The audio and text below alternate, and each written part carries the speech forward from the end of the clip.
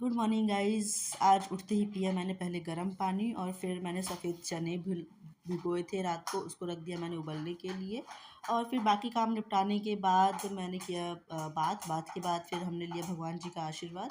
और इसके बाद फिर हम लग गए थे ब्रेकफास्ट की तैयारी में। तो ब्रेकफास्ट में हम बना रहे हैं दही छोले की सब्ज़ी और पूड़ी। तो दही छोले की सब्ज़ी में बस वही है, दही में कुछ बेसिक से मसाले डाल के उसको ग्राइंड कर लेंगे मिक्सर में। और फिर उसके बाद थोड़े से कढ़ाई में तेल, जीरा, काली मिर्च तेज पत्ता डाल के टमाटर डाल देंगे। टमाटर डाल थोड़ा सा फ्राई होने के बाद फिर दही का जो हमने घोल बनाया था उसको डाल देंगे। तो उस घोल में सिर्फ जीरा, काली मिर्च, हल्दी और काजू और दही को मैंने पीसा है और कुछ खास नहीं है इसमें। सिर्फ इतना ही बेसिक मसाले डाल के जैसे थोड़ा सा दही हो जाता है पकने लायक, तो फिर इसमें डाल देंगे हम अपने छोले वाइट वाले। और थोड़ी देर में जब थोड़ा सा छोले डालने के बाद थोड़ा सा आप पानी भी डाल सकते हैं इसमें। उसके बाद इसमें डाल देंगे अनियन चॉप किए हुए, मोटे मोटे अनियन भी अच्छे लगते हैं।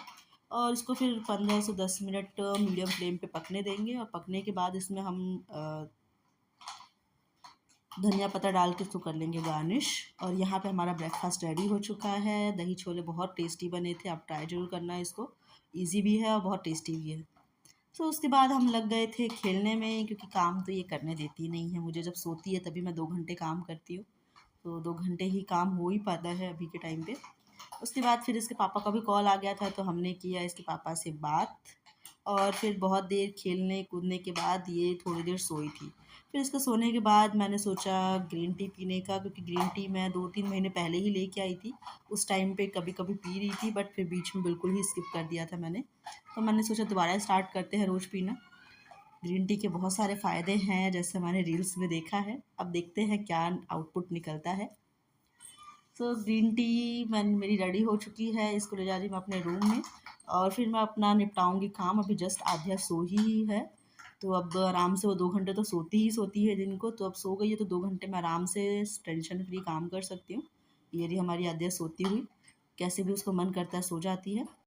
फिर शाम की पूजा के बाद हमें समझ नहीं आ रहा था क्या बनाएँ, फ्रिज खोल के देखा बहुत देर तक कि कुछ तो समझ में आए कि क्या बनाया जाए। आध्या नहीं करते।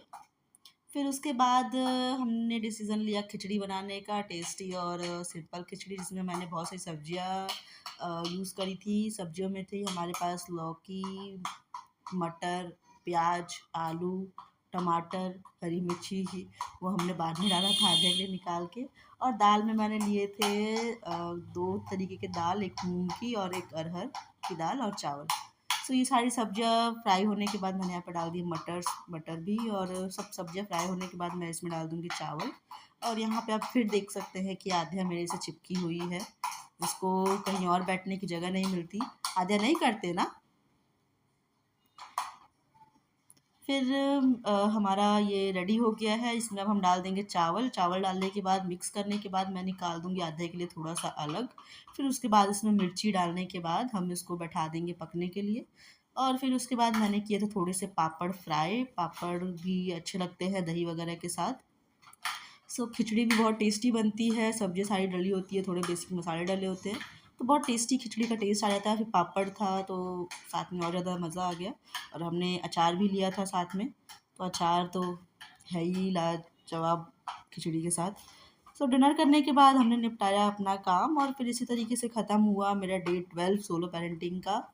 और देखते हैं अब कितने दिन और करना है सोलो पेरेंटिंग चैलेंज। सो मिलते हैं नेक्स्ट ब्लॉग में। Thank you for watching. Bye bye, good night.